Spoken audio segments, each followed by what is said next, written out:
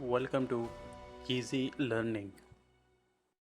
Exercise number 210. To cope with these and other matters, such as the rating of the railway by public bodies, a staff of fully qualified solicitors is employed by each company. The very important and complicated work of the equitable division of receipts for the carriage of passengers and goods, demurrage on wagons, etc., is performed at the railway clearing house.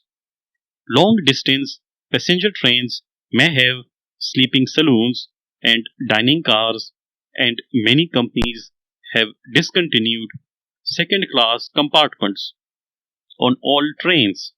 Nearly all passenger trains have a passenger brake van for passengers' luggage and merchandise and perishables for quick transit.